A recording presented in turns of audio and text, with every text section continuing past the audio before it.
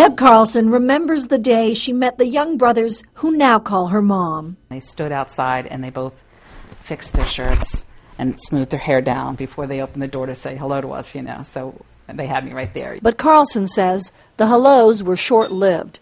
It wasn't long before the 11 and 12-year-olds were acting out in a big way. And at one point he was extremely upset with us, and he started drawing pictures of us where he had cut off our head on the picture, and then he showed himself having a party with balloons and everything afterwards. When they adopted, the Carlsons say they were given few details from the Florida Department of Children and Families, except that the boys suffered from attention deficit hyperactivity disorder.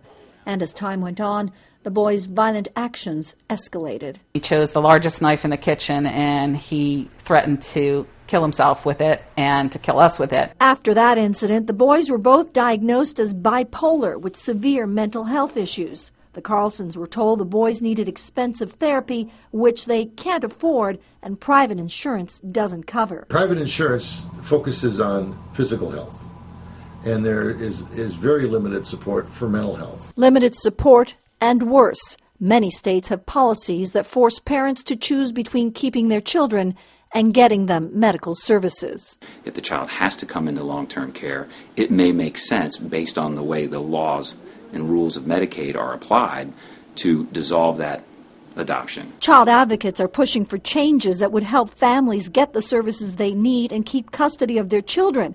But it's difficult to do when state budgets are already tight.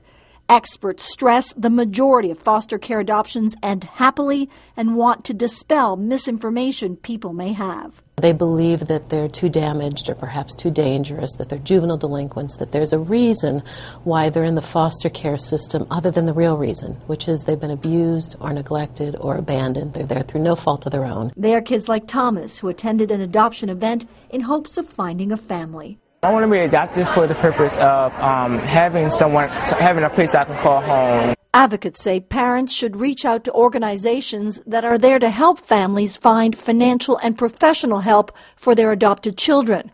Some states provide more support than others. In Pennsylvania, we have support groups. We have case managers that follow the family after finalization. I think one of our downfalls sometimes in some of the states in the country is that we don't keep monitoring the families. But the Carlsons did not have that support, and putting the boys, now 15 and 16, back into foster care may be the only option left. We're trying to build a family with them, and then to tell them you're no longer part of the family is not the message we want to send them. Marina Hutchinson, The Associated Press.